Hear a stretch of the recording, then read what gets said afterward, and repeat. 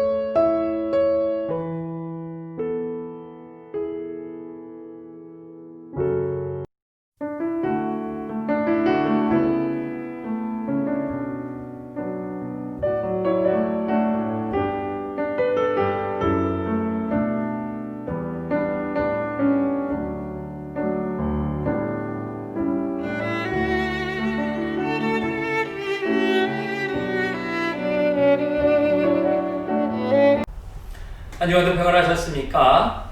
2021년 새해가 시작됐고요. 오늘은 1월의 둘째 주일입니다. 오늘도 우리가 머무는 곳에서 하나님을 예배하는 우리 평화의 교회 예배 공동체 되기를 소망합니다. 하나님의 크신 은혜 가운데 우리를 지키시는 그 은혜를 누리는 그런 예배, 다시 한번 하나님의 은혜를 기대하는 그런 예배이기를 소망합니다. 함께 찬양할까요? 하나님은 너를 지키시는 자.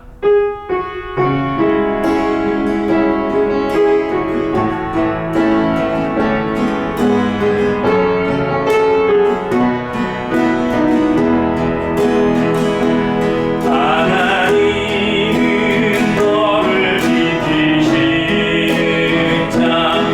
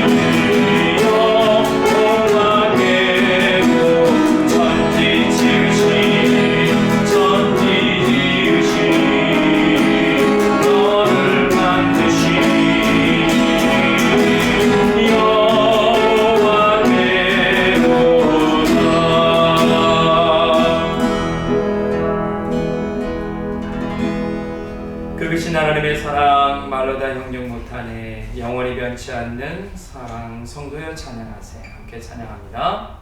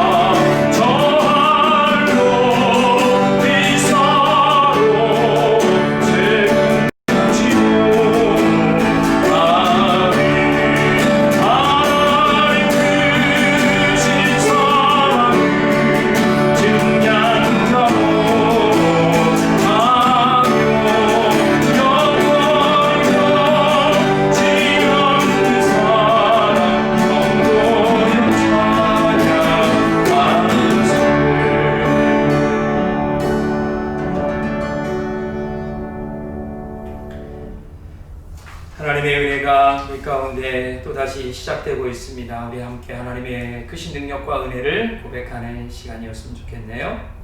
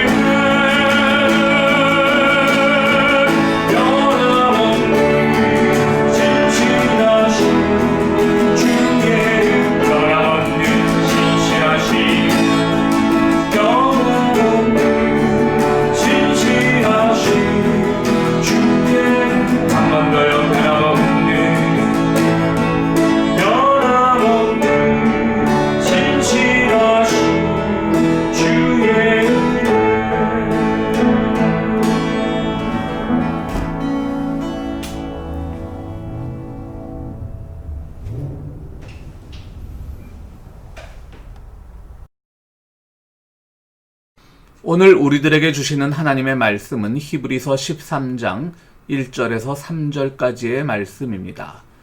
서로 사랑하기를 계속하십시오. 나그네를 대접하기를 소홀히 하지 마십시오. 어떤 이들은 나그네를 대접하다가 자기들도 모르는 사이에 천사들을 대접하였습니다. 감옥에 갇혀있는 사람들을 생각하되 여러분도 함께 갇혀있는 심정으로 생각하십시오. 여러분도 몸이 있는 사람이니 학대받는 사람들을 생각해 주십시오. 아멘. 성경에는 참 나그네 이야기가 많이 나옵니다. 아브라함의 나그네도 있지요. 아브라함이 어느 날 있는데 그 나그네 3명이 찾아옵니다. 그런데 그들을 아브라함이 환대했을 때 그들로부터 늙은 아브라함의 아내 사라가 곧 임신을 하게 된다는 기쁜 소식을 듣습니다. 우리 롯, 아브라함의 조카 롯이 소돔과 고모라 지역에 살 때 그곳을 찾아온 나그네의 이야기도 유명하지요. 천사의 모습으로 찾아온 나그네는 그 소돔과 고모라 지역 주민들로부터 폭력을 당할 위험에 처합니다. 심지어 폭력을 당하기까지 했습니다. 그런데 롯의 가정에서 그들을 보호하고 또 딸까지도 내어줄 수 있다라고 그 폭도들에게요.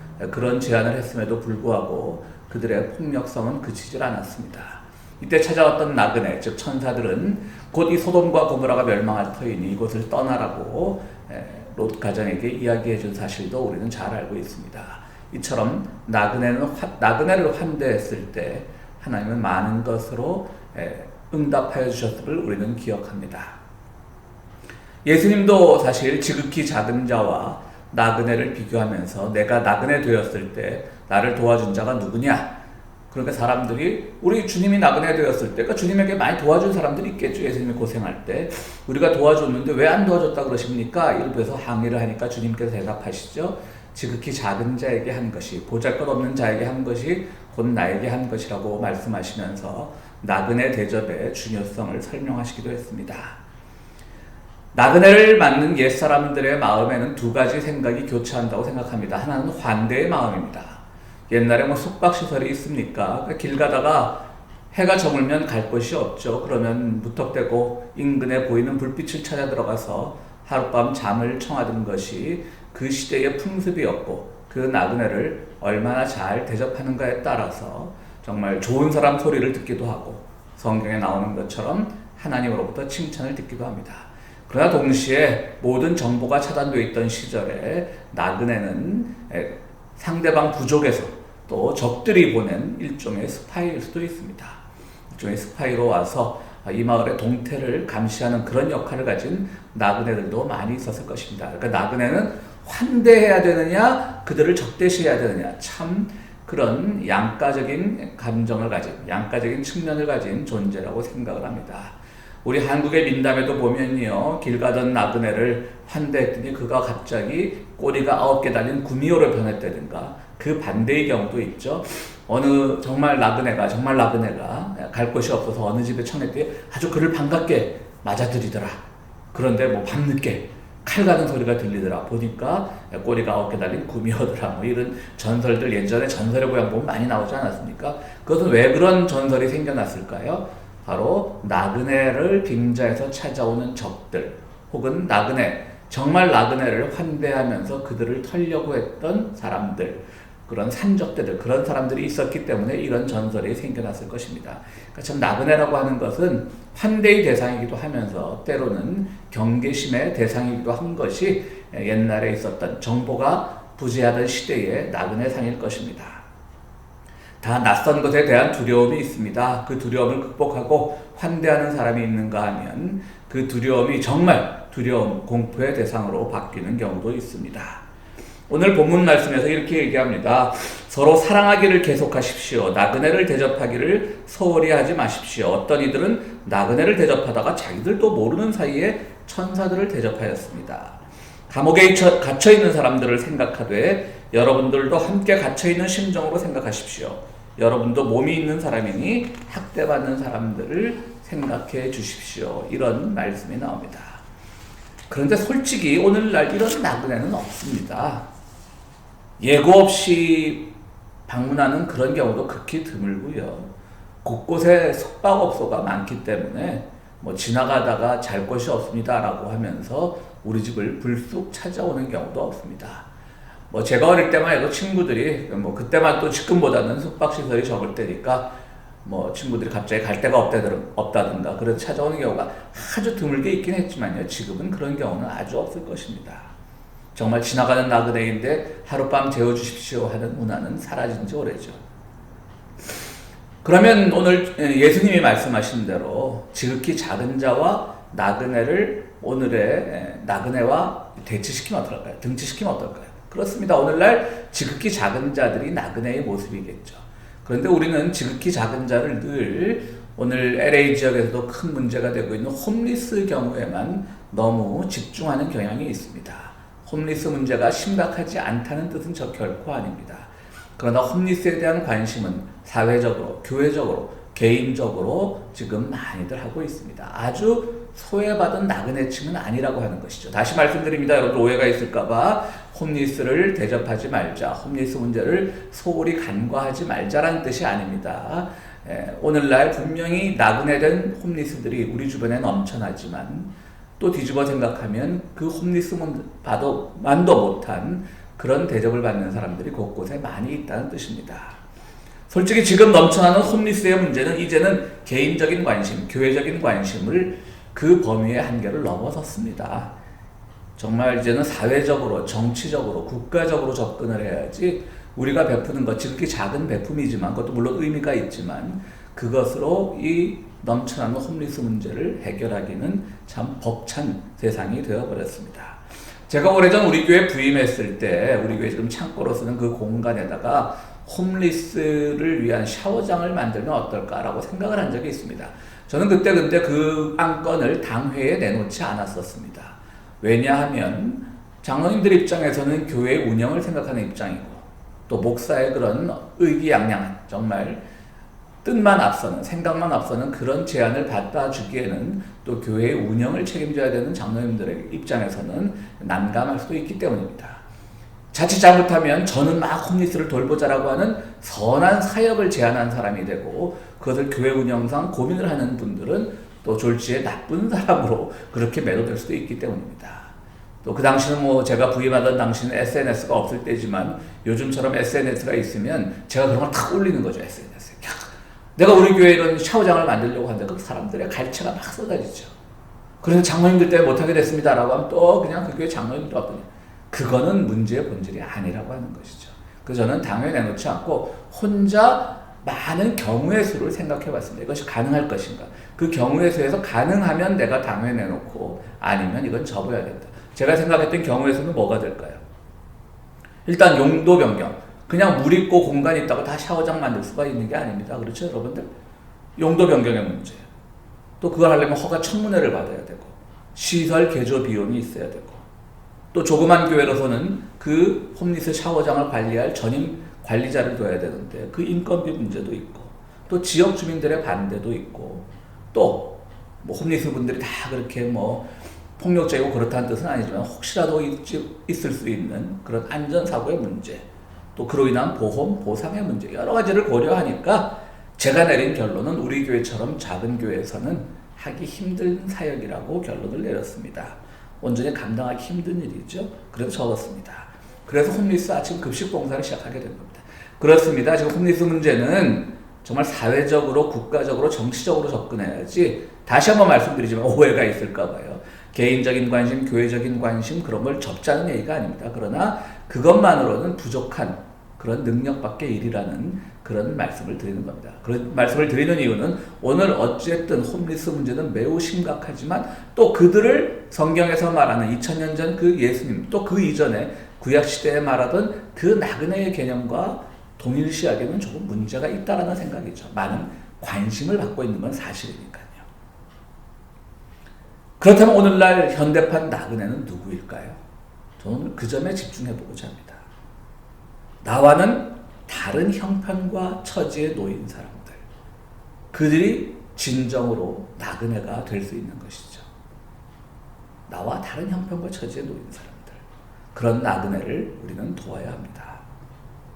나그네가 오래전, 그러니까 예전 시대에 나그네와 오늘날 나그네가 동일시되기 어려운 이 현실에서 저는 오늘 본문에서 나그네를 대접하는 것도 좋지만 그것이 오늘 본문의 주제이기도 하지만 오늘날 나그네를 규정하기 어려운 시대에 저는 오늘 본문에서 자기들도 모르는 사이에라는 말이 있죠. 자기들도 모르는 사이에 천사를 대접한 것입니다.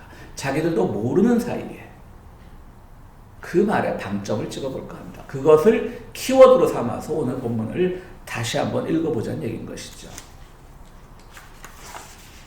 그냥 오른손이 하는 일을 자기들도 모르는 사이라는 무슨 말이겠습니까? 그냥 오른손이 하는 일을 왼손이 모르는 것처럼 더 심하게 얘기하면 오른손이 하는 일을 오른손조차 모르는 내가 지금 선한 일을 하고 있는 것조차 자기 의식에 두지 않는 그런 자기도 모르는 사이에 접대하는 나그네를 접대하는 그것으로 오늘 본문을 해석해보자라고 저는 생각을 합니다. 그런 시도를 해봤습니다. 그냥 하는 겁니다. 내가 뭘 하고 있다고 의지적으로 막 드러내는 것이 아니라 그냥 하는 겁니다. 몸에 배인 겁니다. 미국에서는 버스 탈 일들이 잘 없으시겠지만 자전거를 타는 분들이 멀리 갈 때 이제 버스를 타는 경우가 있어요. 근데 여러분들 그걸 보시거나 뭐 많이들 보셨을 거예요. 버스를 직접은 안 보셔도. 근데 그 자전거를 버스 앞에 걸게 돼 있죠. 그 작업이 꽤 시간이 걸립니다. 뭐 빠른 분들은 한 1분 안에도 끝나지만 더 걸리는 경우도 있습니다. 자전거를 앞에 또 달리다가 떨어지면 안 되니까 자전거를 버스 앞에 걸고 안전장치를 하고 또 휠체어를 타고 직접 혼자 누구 도움 없이도 혼자 버스를 타고 내리게끔 그런 장치가 잘 되어 있습니다. 그렇지만 어쨌든 불편한 분이 타고 내리는데 시간이 많이 걸립니다. 근데 제가 보기에는 거기에 투덜거리는 사람은 아무도 없습니다. 당연한 겁니다. 자전거를 타는 사람이 자전거를 거는 시간, 그 시간을 다른 승객들이 용인하는 것, 그것이 바로 문화이죠.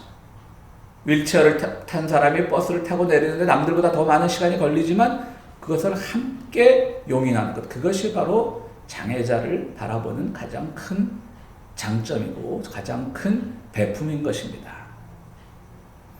반면에 한국에서는 장애자분들이 이런 불만들을 많이 토로를 해요. 혹시라도 러시아원 막 출퇴근 시간에 장애자분들이 뭐 대중교통을 이용하면 꼭 그런 말 하는 사람이 한두 사람은 있대요. 우리도 바쁜데 좀 편한 시간에 좀 드문 시간에 나와서 이 대중교통을 이용할 것이지 왜 하필이면 바쁠 때 저렇게 우리의 시간을 잡아먹어. 좀 한국도 뭐 아주 미국만은 아니지만 그래도 장애자 시설이 잘 되어 있거든요.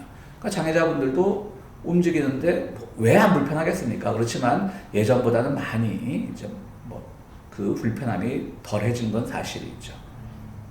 그런데 꼭 그런 말들을 한다는 거죠. 저는 이것이 한국과 미국의 시민의식의 차이라고 보지 않습니다. 아마도 한국에서 장애인들이 출퇴근 시간 바쁜 시간에 그런 버스를 이용할 때 좀 한가한 시간에 나오죠. 이 시간에 나와 라고 불평을 터뜨리는 사람들 중에서도 어쩌면 그들이 매달 월급에서 떼어서 장애인 단체에 후원하는 분들도 있을 것입니다. 그럼 뭐의 차이일까요? 시민의식의 차이가 아니라 함께 공감하고 함께 불편함을 참아주는 그런 의식이 좀 우리에게는 아직 덜한 것이 아닌가 그런 생각을 해봅니다. 정말 그 불평을 터뜨리는 사람도 충분히 이해할 수 있어요. 뭐 회사에 말단 사원인데 오늘따라 늦잠을 자서 회사에 늦었는데 막 제 시간에 가야 되는데 안 그러면 또 뭐 과장 부장한테 잔소리 듣는데 갑자기 버스에 어떤 장애인이 휠체어를 타고 아니면 다른 걸 타고 그래서 뭐 좀 시간을 잡으면 못 가면 짜증 나겠죠. 그들도 서민이죠. 그러나 장애인분들이 왜 꼭 그분들은 자기들의 일상이 없고 그분들은 다니는 직장이 없답니까? 왜 그것을 참아내지 못하냐는 거죠. 뭐 다 그렇다는 얘기는 아니지만 한국에서 장애인으로 고통을 당해본 분들이 이런 말을 제일 많이 해요. 우리를 와서 막 도와주겠느니 막 동정을 베푸니 이런 거 하지 말고 그럴 때 잠깐 시간을 참아주는 것이 우리에겐 더 큰 도움이 된다. 우리에게 불편한 눈길을 보내지 않는 것이 더 큰 도움이 된다라고 하는 겁니다. 바로 그들도 그들이 맞는 시간에 움직일 권리가 있듯이 장애인들도 출근할 수 있고요. 그것을 우리가 참아주는 것, 또 용인해주는 것, 함께 견뎌주는 것, 함께 이해해주는 것, 그것이 현대판 나그네를 대접하는 겁니다. 뭐 표시는 안 나죠. 자기도 모르는 사이인 거예요. 근데 익숙해지면 또 윌체어를 탄 분이 내가 탄 버스에 올라타는구나. 그냥 봐내는 거. 그게 현대판 자기도 모르게 하는 대접이에요. 내가 나서갖고 막 휠체어를 도와주고 자전거를 걷는 걸 도와주고 이런 것까지 할 필요 없어요, 여러분. 물론 그들이 더 큰 위험에 처한다면 당연히 그래야 되겠지만요. 우리가 그냥 생활화돼야 된다는 거예요. 우리 체득돼야 된다는 거예요. 몸에 직접 익숙해져야 된다는 거예요. 한국에 예전에 유명한 가수 중에 이제 클론이라고 하는 남자 두 명이서 이제 춤을 추고 노래하는 그런 그룹이 있었습니다. 클론 중에 그 강원래라고 하는 분, 여러분들 뭐 우리 연배가 있으신 분들도 꿍따리 샤바라는 그런 노래는 많이 알 거예요. 두 젊은이가 아주 건장한 젊은이가 그냥 무대 위로 펄쩍펄쩍 뛰면서 꿍따리 샤바라 부르던 노래였는데 그 중에 강원래라고 하는 분이 오토바이를 즐겨 탔는데요. 그 오토바이를 타다가 그만 불법 유턴하는 차에 치여서 하반신 불구가 되었습니다. 그 참 정말 스포츠 스타가 하반신 불구가 된 거나 마찬가지죠. 그 정말 무대 위를 휘젓던 그야말로 막 한국 댄스계의 정말 최고로 평가받던 그 젊은이가 30대 초반에 그렇게 됐으니까 얼마나 세상이 무너지는 것 같았겠어요. 그러니까 이분이 그런데도 잘 이겨냈어요. 그래서 뭐 장애인 단체 이런데 이제 장애인 단체가 아니라 일반 뭐 단체 이런 데 가서 강연도 많이 하더라고요. 그래서 뭐 장애인 정책도 얘기하고 장애인들에 대한 사회적 인식을 바꾸는 데도 많은 노력을 하고. 근데 그분이 어느 프로에 나와서 인터뷰를 하면서 이런 말을 하더라고요. 자기가 이제 일반인들을 상대로 장애인 정책을 얘기하고 장애인들은 이렇게 뭐 아주 후원하는 것도 좋지만 그렇게 묵묵히 견뎌내주는 것을 더 고마워한다 그러면 막 이제 강연 끝나고 나와서 뭐 강원래 씨 정말 너무 힘드셨. 그런 것도 듣기 싫다는 거예요. 얼마나 힘드셨어요. 뭐 그러는데 그리고 앞으로 우리가 장애인 단체 돕겠습니다. 많은 단체 있으면 소개해 주세요. 매달 우리가 후원하겠습니다. 그러고 엘리베이터가 오면 그들이 싹 먼저 탄다는 거죠. 어떤 휠체어를 탄 분을 먼저 엘리베이터 늘 생각은 하지 않고 자기들이 먼저 탄다는 거죠. 그러니까 저는 뭐 오늘날의 나그네가 제가 홈리스를 오늘날의 나그네로 다 통칭할 수 없듯이 장애인들을 오늘날의 나그네로 다 통칭하자는 얘기는 결코 아닙니다.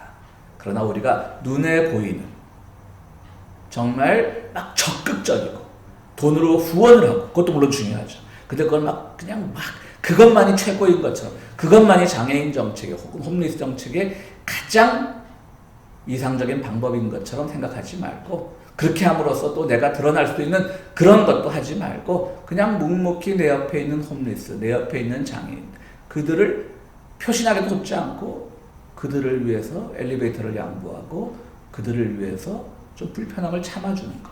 그것이 별거 아니거든요. 그거 자기도 모르는 사이에 한 대접인 거예요. 거기에다가 그들을 향해서 불편한 눈길을 보내지 않는 것. 섣부른 동정을 주지 않는 것. 그것이 바로 남몰래 하는 거죠. 자기도 모르는 사이에 하는 거예요. 서울시장을 염두에 둔 한 정치인이 다운 증후군을 앓는 딸이 있습니다. 참 어머니 아버지의 입장에서는 참 뭐 다들 한국의 그 명문대학을 나온 최고의 엘리트들인데 다운 증후군 딸이 태어났을 때 그 부모가 참 하늘이 무너진 것 같은 그런 감정이 있었겠죠. 그분은 충분히 동정합니다. 그러니까 이분이 이제 뭐 서울시장도 염두에 두니까 올해 말고 지난번 시장 나왔을 때인가 막 그 자기 딸을 생각하면 장애인 시설 가서 목욕도 시켜주고 그래요. 근데 여러분들 기억하시겠지만 그때 두 가지 잘못이 막 지적됐었죠. 하나는 12살인가 13살인가 다 큰 소년이죠. 남자아이죠. 그런데 아무렇지도 않게 그 아이를 벌거벗기고 목욕을 시키는 겁니다. 그러니까 거기 방송사 카메라들이 막 들이대고 있어요. 장애인은 성적 수치심도 없답니까? 장애인은 뭐 남들보다 발육이 늦습니까? 발육이 불편하게 늦는 것뿐이지 그들에게도 발육이 있고 수치심이 있는데 그 12살, 13살 된 그 소년을 카메라가 아무렇지도 않게 목욕하는 장면을 들이대고 다른 성, 즉 여성 의원이 그 남자 소년을 벌거벗게 씻기는 것이 과연 옳은 일이었을 거예요. 그러니까 그것은 장애인을 대접하는 게 아니라 그냥 자기를 홍보하는 겁니다. 또 하나의 문제가 있었죠. 그때 이분이 고무장갑을 끼고 씻겼어요. 여러분 장애인이 무슨 걸레입니까? 빨래입니까? 제가 특정 정치인을 흉보는 게 아닙니다. 우리 대부분의 인식이 그렇습니다. 막 표시하는 건 좋아하지만 묵묵히 하는 것, 드러내지 않는 것은 잘 못하는 경향이 있어요. 또 한 가지 이야기하자면 한국에서 최근에 입양된 아이가 부모로부터 폭행을 당해 죽는 그런 비극적인 사건이 있었습니다. 저는 언론 보도를 보면서 이런 보도 방식이 참 불만이었다는 생각이 들었습니다. 우리 같은 사람에게 그냥 일반 사람들에게 막 언론 보도를 보면서 화나게 하는 거죠. 막 분노케 하는 거죠. 언론 보도의 방식은 그걸로 끝인 거예요. 그 배후에 있는 여러 가지 문제를 개선할 생각은 안 하고. 그러니까 또 SNS에 뭐가 넘쳐납니까? 그 아이의 이름을 부르면서 아무개야 미안해. 그런 해시태그 달기 운동하고요. 거기 신문 만평에다 그걸 잘 그려놨더라고요. 많은 사람들이 뭐 SNS에 아무개야 미안해라고 올리니까 아무개야 미안해가 왜 아무개야 미안해냐? 다 같은 공범이면서 그걸 한 컷짜리 만화로 올렸더라고요. 맞습니다. 사회 모든 정책에 대해서 그동안은 외면하고 있던 그런 사람들이 그런 사건 하나 터지면 미안해만 한 말로 속된 말로 퉁쳐버리는 거죠. 한번 분노하면서 저런 쓰레기 같은 부모가 다 있어라고 분노하면서 퉁쳐버리는 거죠. 저는 그래서 언론이 아직도 우리나라에서 종이 언론이 그런 점에서는 아직도 영향력이 있는 거예요. 정치적인 것은 많은 사람들이 이제 종이 언론을 믿지 않지만 그런 점에서 이들이 여론을 막 조작하는 거. 그런 건 충분히 아직도 그들의 영향력이 있는 것이죠. 저는 유명 연예인들 또 그분들이 아주 다른 면에서도 존중받을 만해요. 사생활도 건전하고 다 좋아요. 기부도 많이 하고. 그런 분들이 입양해서 아이를 키우는 것 그걸 존중받죠. 당연히 저는 그걸 비난하는 게 아닙니다. 근데 왜 자랑하냐는 거죠. 왜 나와서 요번에 사고를 저지른 그 부모도 막 그 연예인들이 그러는 거 보고 막 언론 인터뷰도 하고 막 그랬잖아요. 예전에. 그래서 그 사고 내기 전에 우리 입양했습니다. 일종의 뭐 리플리 증후군이라고 그래야 되나요? 뭐 리플리 증후군은 자기가 아닌데 그것인 것처럼 이제 그 활동하는 사람을 리플리 증후군이라 그러는데 이건 리플리 증후군으로 보기 좀 그렇죠. 조금 보면 자기들도 연예인이라고 리플리한 걸 수도 있죠. 다시 한번 말씀드리지만 그런 사생활도 건전하고 모든 면에서 존중을 받는 연예인들이 입양을 한 것은 그 자체는 존경하고 존중합니다. 그런데 자랑의 방법은 잘못되었습니다. 또 그 자랑을 소비해 주는 데가 어디죠? 대형교회. 그 두 분 다 또 독실한 크리스천들이에요. 두 가정 다. 뭐 굳이 이름은 되지 않겠습니다만은 독실한 크리스천들. 막 가서 간증해요. 또 자기들은 아이에 대해서 뭐 입양 사실을 숨기지 않고 다 말한다라고 얘기를 해요. 근데 저는 그것도 불만이에요. 한국같이 핏줄이 강조되는 사회에서 입양된 사실이 정말 알려도 괜찮은지는 그 아이들이 최소한 자기 인식 능력이 있는 청소년이 되었을 때 아이들하고 의논해서 야 너는 사실 입양되었는데 이거를 아빠가 엄마가 혹은 유명 연예인인데 알려도 되겠니? 라고 물어봤어야 되죠. 그런데 아이들이 그 인지 능력도 없을 때 그냥 다 펼쳐놓고 우리는 참 훌륭한 일 했어요. 저는 그거 불만입니다. 그분들의 입양 행위 자체는 제가 존경하지만 이런 일들이 벌어지는 거예요. 입양했을 때 정말 훌륭한 입양 부모들도 많아요. 그렇지만 아이가 원치 않아서 혹은 그 집안의 어떤 내밀한 사정 때문에 그것을 쉬쉬하는 사람들도 있어요. 그분들도 인정해줘야죠. 저는 뭐 그런 경우를 직접 얘기 들어보지 못했지만 충분히 한국 정서에서 그러리라고 생각을 합니다. 예를 들어서 그 유명 연예인 부부가 그 자녀들을 데리고 이제 뭐 유명한 식당에서 밥을 먹고 있으면 또 옆 테이블에 다른 사람들이 알아볼 거 아니에요. 그럼 가서 꼭 그런 말 하는 사람 있을 것 같아요. 없으면 죄송하고요. 네가 누구구나. 나 텔레비에서 봤어. 네가 입양된 누구구나. 너 참 좋겠다 얘. 엄마 아빠 훌륭한 분 만나서 아무개 씨 존경합니다. 뭐 사랑합니다. 그런 사람들 꼭 있어요. 그렇지 않아도 심지어는 이런 사람은 있을 거예요. 그런 사람은 없을지 몰라도 제가 너무 좀 극단적인 예를 들었는데 쉬쉬거리는 거죠. 쟤인가? 이제 옆 테이블에 누가 그 유명 연예인이 자기 자녀들하고 입양하고 있어요. 쟤는 친자고 쟤가 입양한 애제로 또 딴 사람 아니야 쟤는 아니. 그건 충분히 이해되시죠? 그런 사람 저는 충분히 그런 사람들은 정말 가서까지 그렇게 하는 사람들이 있을 것 같아요. 그런 건 아니라는 거죠. 그냥 조용히 하는 겁니다.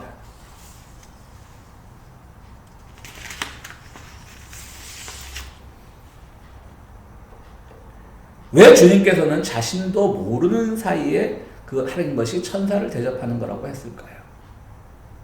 간단합니다, 문제는. 주님께서 우리를 대접하는 방식이 바로 우리도 모르는 사이에 대접하시기 때문에 그렇습니다. 한 가정에 나그네로 들어온 입양아를 우리가 봤을 때 우리가 그들을 대접하는 가장 좋은 방법은 그 가정에 관심을 끄는 겁니다, 여러분. 아예 꺼버리는 겁니다. 좀 모순이죠. 야, 관심을 가지고 막 난 대접해야 돼. 아, 부모님 천사 같은 일을 하셨어요. 니들은 천사같이 잘 컸구나. 좋은 양부모 만나서 그렇게 아는 척하는 게 아니라 관심을 꺼버리는 거예요. 대접한다고 해서 마다 관심 가지고 그런 것이 결례고 아주 그냥 교양 없는 짓입니다. 아, 제가 친자인가? 제가 입양한가? 관심을 꺼버리는 거예요. 그것이 바로 관심을 꺼버리는 것이 자신도 모르게 그들을 대접하는 거예요. 왜냐하면 주님도 우리를 그런 방식으로 대접했기 때문입니다.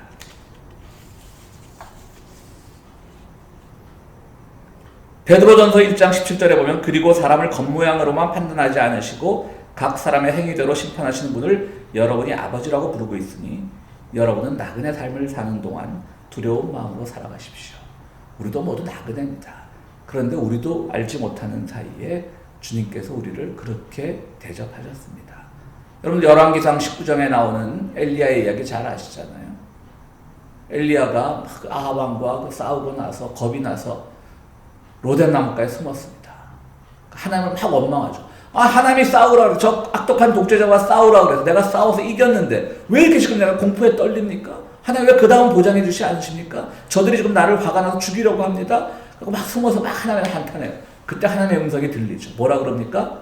천둥 소리가 치는데 천둥 속에서도 하나님의 음성이 들리지 않아요. 바람이 산을 가르고 바위를 부수는데 그 소리에도 하나님이 없어요. 하나님의 소리는 웅장하게 엘리야야 내가 여기 있다라고 하실 것 같은데 그런 게 아니라 보니까 미세한 심지어 지진이 났는데도 그 속에서 하나님의 소리가 들리지 않았어요. 근데 미세한 바람 속에서 하나님의 음성이 있었다는 것이죠. 하나님이 우리에게 주시는 축복의 모습은 바로 그런 겁니다. 예수님도 성령 세례 받으실 때 비둘기가 내려왔어요. 비둘기가 뭡니까? 까치와 까마귀처럼 깍깍대지 않아요. 비둘기 소리. 정말 조용한 비둘기가 내려온 거예요. 티내지 말라는 거예요. 표내지 말라는 거예요. 하나님께서 우리에게 축복하시는 방법, 주님이 우리에게 축복하시는 방법은 절대 우리도 모르는 사이에 내려왔던 축복인 거예요. 근데 우리는 너무 눈에 보이는 축복만을 기대하는 거예요. 나 이래서 복을 받고 저래서 복을 받아야지 막 그런 것만 기대하는 거예요.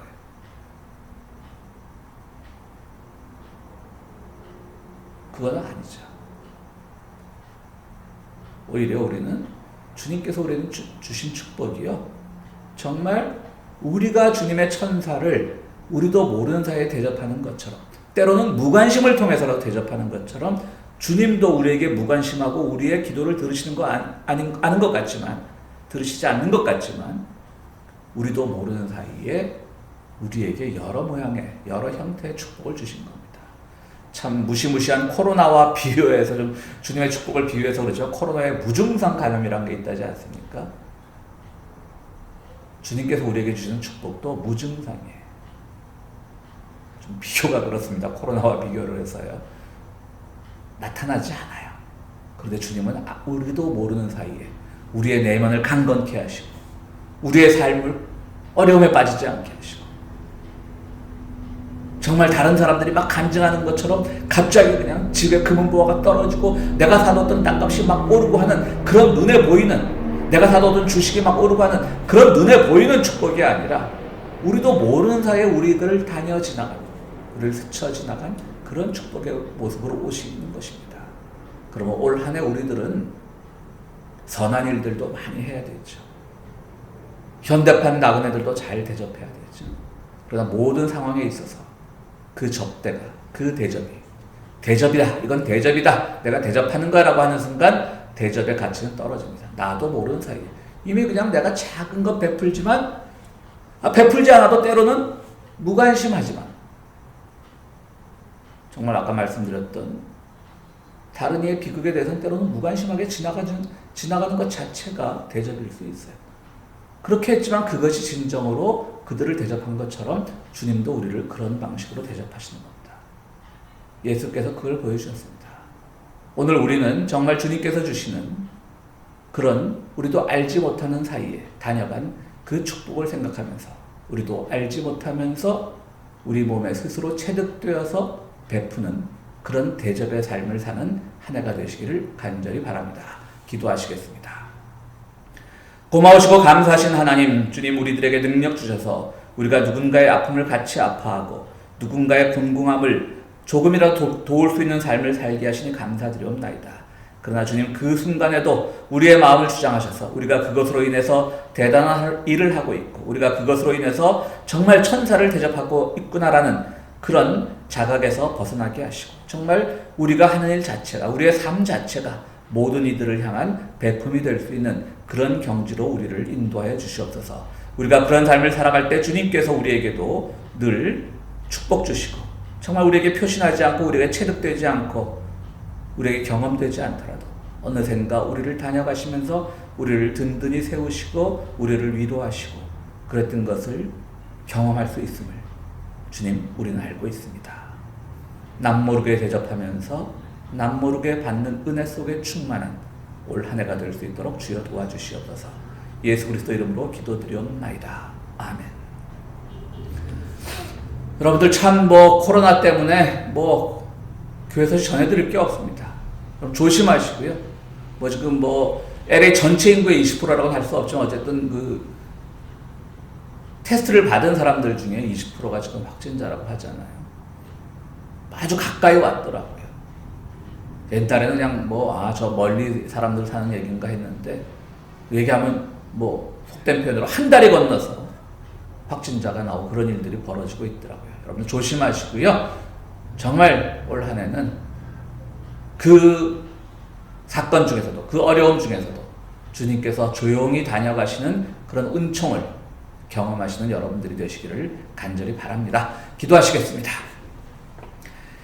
이제는 우리에게 참 삶의 본을 보여주시는 우리 주 예수 그리스도의 은혜와 우리 세상 살아갈 때 항상 베푸시는 하나님의 극진하신 사랑과 성령님의 감화 감동하심이 오늘 우리가 아무도 모르게 접대하는 그것이 천사에 대한 접대를 통하여 우리의 참 신앙이 깊어지면서 동시에 주님으로부터 접대받는다는 사실을 확인하는 우리 모든 성도들 위해 지금으로부터 영원토록 함께 하시기를 축원하옵나이다. 아멘.